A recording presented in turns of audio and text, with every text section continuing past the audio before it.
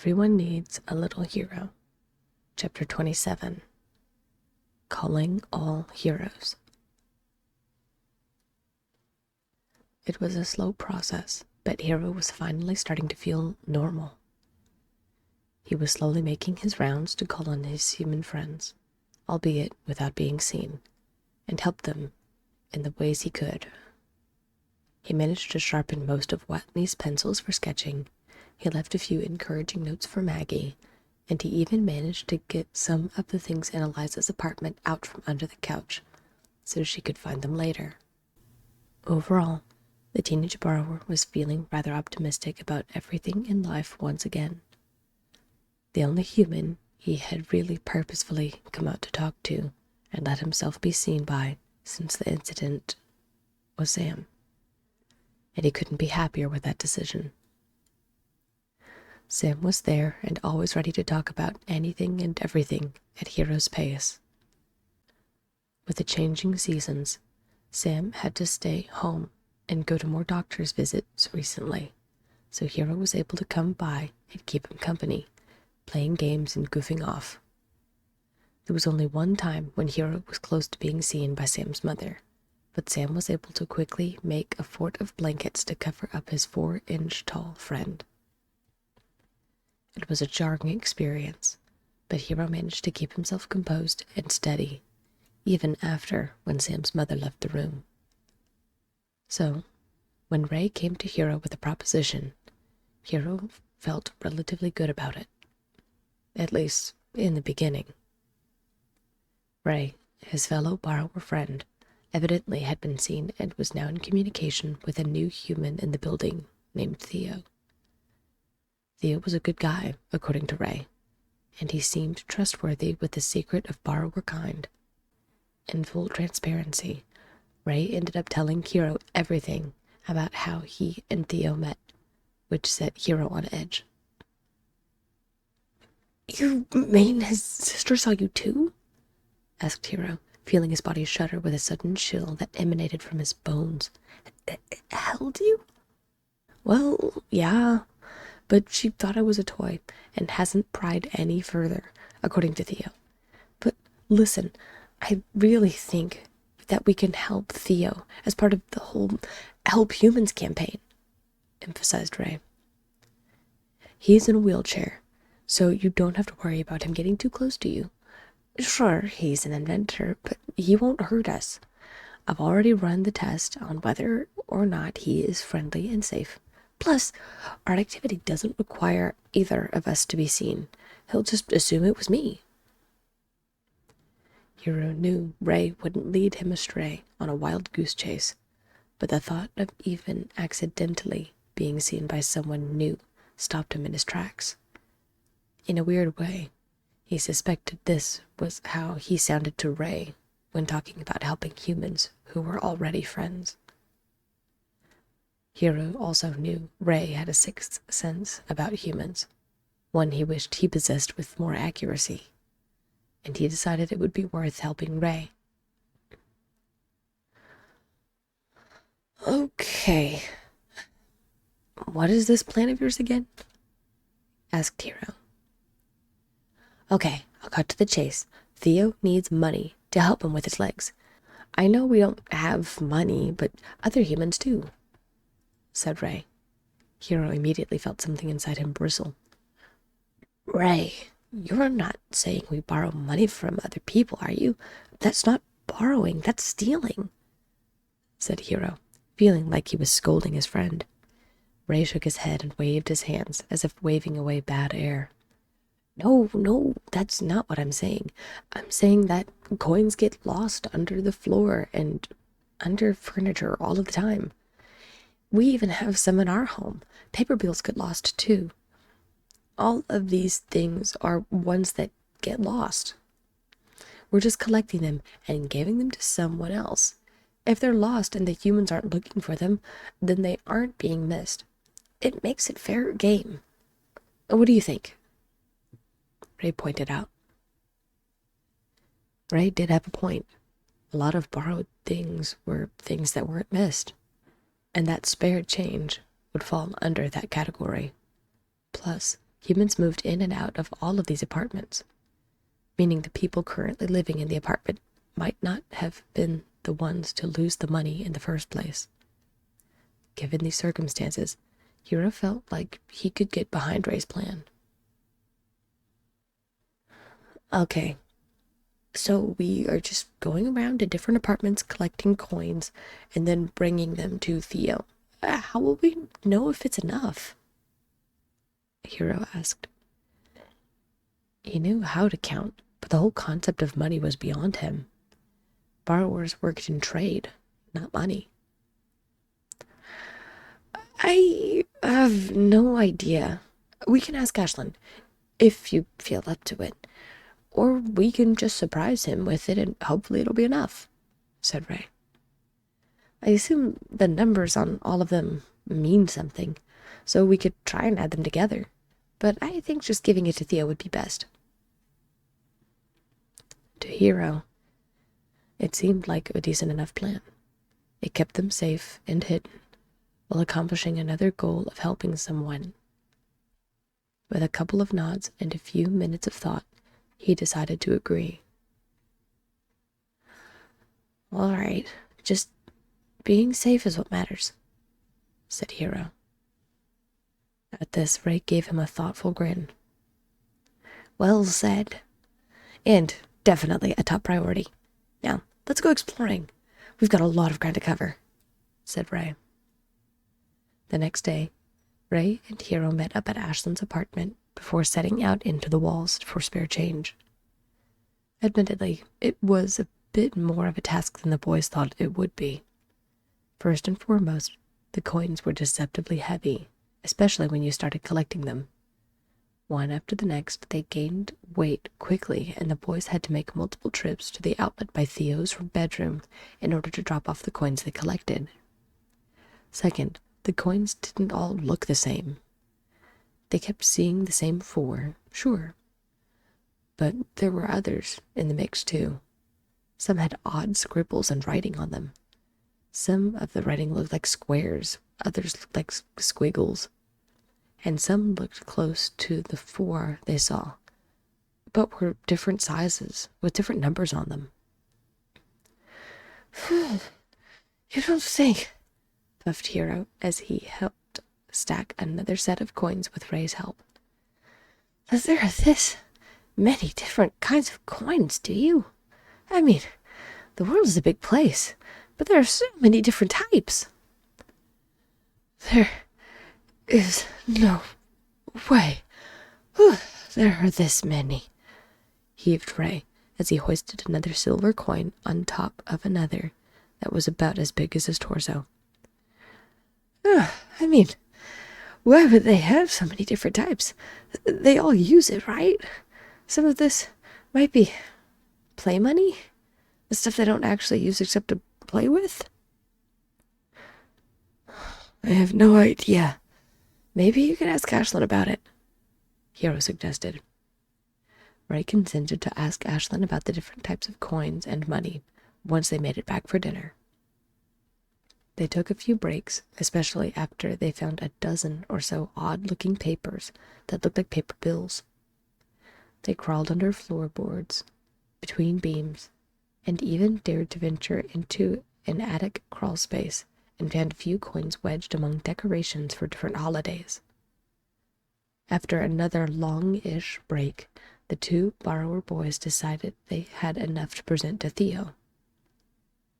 Though they weren't sure how much was actually in their hoards of stacked coins, they knew it would definitely help. It was only now, however, that Hiro started feeling a little uneasy. He took a few deep breaths and stared at the back of the electrical cover in front of him. Used to, he would be filled with exhilaration. He used to be so excited to go out and see who he was going to be helping. Now, however, he just felt a massive pit in his gut. Most of his body felt like he was in some kind of cold sweat, and his nerves felt jittery and aching all at the same time. Hiro? The young borrower startled as Ray came up and set a comforting hand on his shoulder. Hero stared into the reassuring pale blue eyes of his friend and realized, only now, how hard his heart was pounding against his chest, and that his breathing had increased tenfold. Yeah, stammered Hero. You okay? Asked Ray. You know, you don't have to do this next bit. I can manage on my own from here. You've seriously done so much already. Ray's smile seemed just as luminous as the light at his hip. Hero felt his heart slowing as he was pulled out of his mental spiral. He looked back at the electrical cover, the light coming from all sides around it, making it seem like some kind of magic door. He wanted to go. He wanted to go and meet Theo. He wanted to see the look on Theo's face when he spotted the coins. Still, the apprehension and experience from the last time he spontaneously met someone, that girl named Lily, was fresh in his mind. He knew he could trust Ray, but the last thing he wanted was a repeat experience. Still, a hero needed to be brave and face their fears in order to live up to their name. Hero wanted that. Swallowing dryly, he nodded. I want to go. Ray's smile broadened, as if he were beaming with pride at some unspoken personal growth. Good. Then let's go. No time like the present. With that, the borrower boys pried off the electrical cover and hoisted themselves over the edge of the wall that divided the world of the borrowers and the world of the humans. Hero glanced out and saw that they had emerged under some kind of furniture piece that was probably a dresser. He glanced down after taking a few steps out and saw that there was carpet under his feet that was squishy and made him feel a little off balance. Hero would have stepped a little further out from under the dresser, but something immediately caught his eye that made him freeze. There was a human on the ground. For a moment, Hero thought about retreating back into the walls, but he steeled himself and stayed fixed to his position on the ground. The human boy's face was slightly off to the side and his eyes were closed. His breathing was ragged, and he was shivering violently. Hero watched as Ray glanced toward the slightly open door before darting out into the open toward the human. Hero stayed planted to the spot. He wanted to go over and help, but only now did he realize he was shaking a bit too. Seeing a human's head 3 or so feet away, practically looking under the cabinet, was a bit alarming to see, and it was the last thing he expected based on Ray's description of Theo. Theo! Theo! Ray was shouting. Hero snapped out of his stupor and looked toward his friend, and the sight made a cold shiver shoot up his spine. Ray was pushing on Theo's forehead, touching and slapping his face ever so slightly to try and awaken the human. Theo groaned and stirred, which set another round of convulsing shivers through his body. Theo, what happened? You're burning up, said Ray. Ray's usual calm demeanor seemed rattled, seeing his friend on the ground and in obvious discomfort. Hero couldn't stay put. He needed to do something. Taking a breath, and still shaking in his shoes, he dared to take a few steps forward out from under the dresser to observe the rest of the room. There was a mechanical whirring sound coming from the towering desk on the opposite end of the room. A chair with massive wheels that were about as wide as Hero was broad was nearby, but it looked slightly shifted.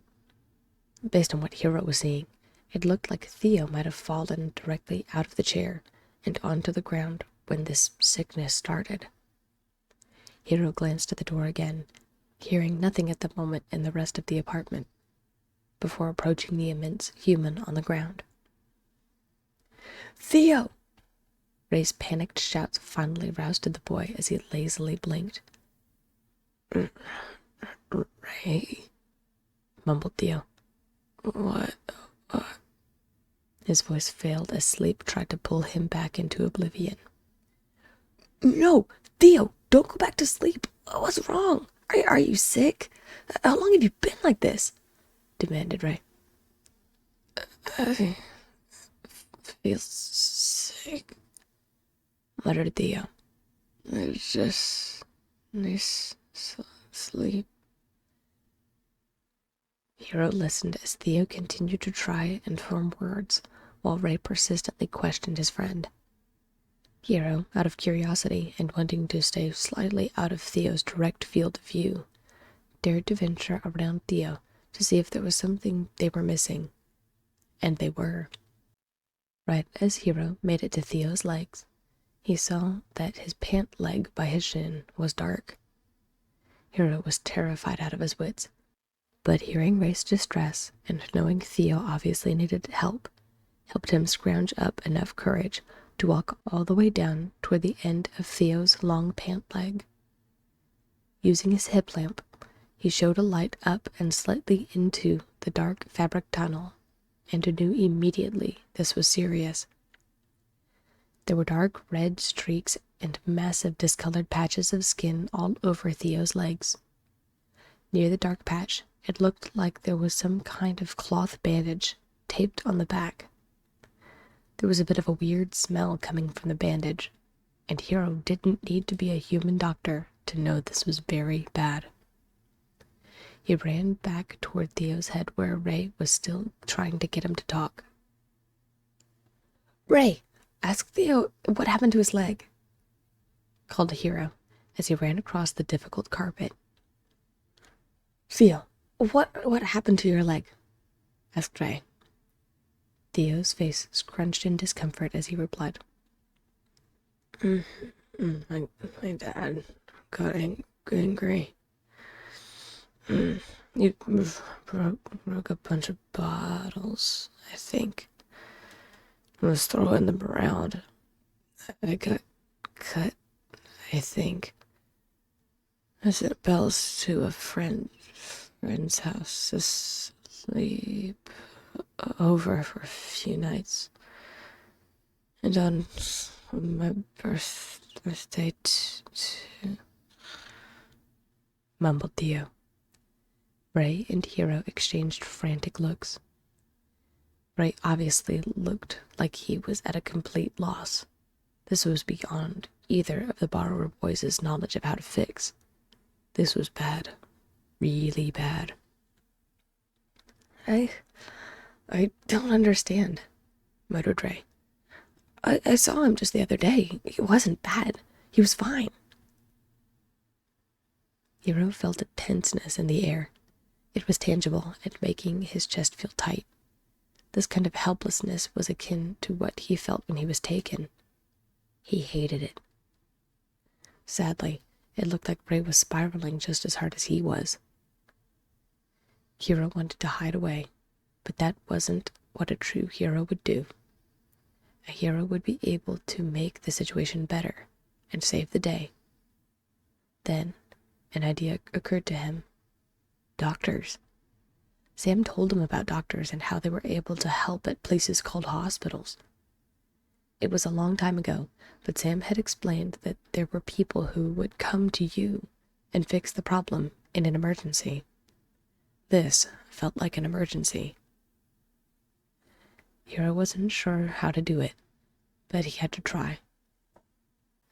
Sam explained it once before, where you take your phone and dial a few numbers to send the doctors to you. The borrower boys needed to find a phone. A calm set over Hero's mind and, like so many times before, he was able to take a breath, and the way forward seemed to be right there in front of him. He clasped Ray's shoulder in his hands and turned his friend to face him. "Ray, help me find Theo's phone," instructed Hero, snapping Ray out of his frozen state. Phone? Right, it's here," Ray said as he looked around the room and spotted the phone on the top of the desk. Together, both boys ran toward the desk and scaled it, hand over fist, and ran across the smooth surface toward the technological device. Both of them had a fundamental understanding of how to use the device, but neither had done something like this before. "Okay, so now what?" asked Ray. "We need to dial 911 and then hit the talk button," said Hero. "Wait, we're going to have to talk to someone?" asked Ray. Hero looked around frantically, seeing no other alternative, before Ray nodded, resolve setting Ray's features, before he crouched over the phone and tapped it. The screen glowed with life as Ray pressed the buttons, which were bigger than his hand. Lit from the screen, Hero thought Ray looked a little spooky as they both acknowledged what they were about to do. "We don't have to be seen when they come in," reminded Hero. "We just have to get them here." "Do we even know where here is?" asked Ray as his hand hovered over the green phone button.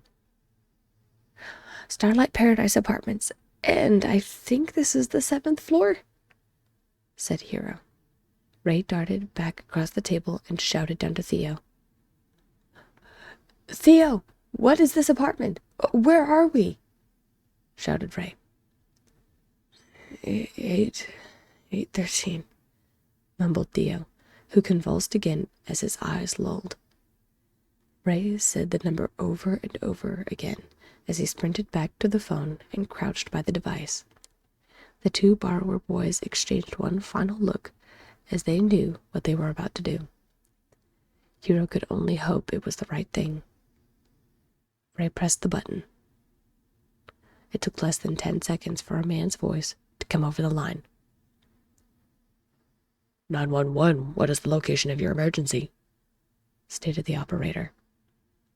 Ray, swallowing dryly, cleared his throat before speaking as loudly and as clearly as he dared.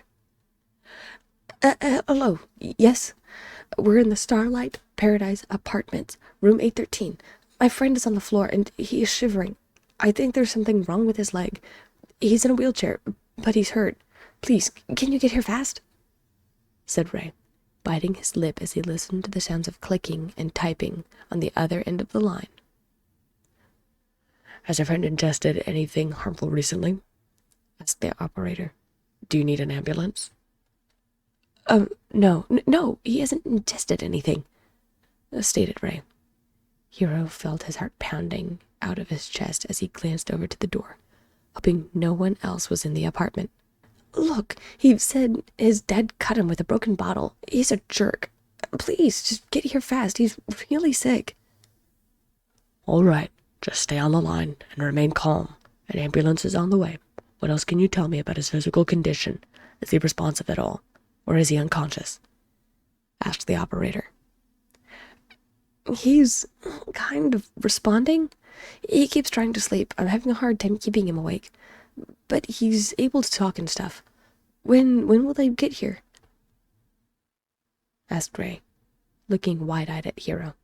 Neither of them could believe what was going on. They were talking to a human on the other end, and that human couldn't tell what they were. The operator didn't know the two boys were borrowers. "The ambulance is almost there. Could you please open the door and be ready to show us where your friend is?" asked the operator. Both borrower boys exchanged wary glances. I don't know," sputtered Ray. "Look, he's in the back bedroom. I can't get the door unlocked. I don't know where his dad is. Just please, help him." "Understood. The paramedics are almost there," said the operator. "Please, stay on the line." Both Ray and Hero exchanged wary glances, knowing they would need to hide away as fast as possible. Ray hated the feeling, but Hero's reassuring nod told him it was the right thing to do. It was only 5, maybe 6 minutes later, when there was a terrifying crashing sound from the other room. Hero and Ray nearly jumped out of their skins when they heard the sound of the loud knock followed by shouts from the other side of the door. The two knew they needed to run and hide, despite every instinct to make sure that Theo was all right. Hero and Ray darted across the desk and managed to slip down to the ground to hide under a cabinet near the desk, when another even louder crash happened. The sound of splintering wood, followed by rapid footsteps, flooded the apartment. Helpless and hearts pounding, the two borrower boys crouched low and watched as 6 or so humans rushed into the room and began working on Theo, lifting him up onto a board with wheels and rushing him out of the room. "Well, here's the phone, but who made the call? Anyone is here?" called one of the paramedics as she scanned all around the room. Hero and Ray barely had time to hide behind the legs of a nearby table when the paramedic checked under the bed for anyone who might be hiding. They thankfully left the phone behind as they finished up and rushed Theo out of the apartment. "We have to get that phone," hissed Ray. "If something happens, we need to be able to answer calls and stuff." "Are you crazy?" demanded Hero. "We need to get back. We've pushed our luck as it is. No doubt someone else will be in here to sweep the room again." "Well, be quick," insisted Ray. "I'll push it off of the table, and we'll scoot it under the dresser into the walls. I'll come back and get it later. Please, Hero. The family watching his sister will probably try and call him." Hero didn't like it, but he couldn't deny Ray's pleas. He needed to help, not hinder. And the sooner they did this, the sooner they could get back and let Ashlyn know what happened. Never before had two borrowers moved so fast as the boys ascended the desk once again, pushed the phone off of the desk, and maneuvered it into the walls. They left the coins behind for the time being as they shoved and lifted the phone through the walls all the way down to Ashlyn's apartment. It took a long time, and there were dozens of questions that followed from Ashlyn, Soren, and Dorian as to why Ray had brought the phone with him. Hero helped fill in a few of the details, daring to come out and see Ashlyn, which was the first time he had done so in a long while. After a bit of hot chocolate, the friends decided that they had all done the right thing. Ashlyn decided she would help man the phone and make a few calls to make sure she knew where Theo was taken, claiming she was a cousin who was concerned. Hero didn't like the minor deception, but seeing that Ashlyn was able to get a few updates about Theo was a good sign. It was also a good sign to Hero that, after everything, he was still ready to help humans. He had gone out and helped Ray and Theo both today. He faced his fears and charged into the unknown, relying on his instincts and everything he had learned from his human friends to save someone. All in all, he felt good, heroic even. And it wouldn't be the last time.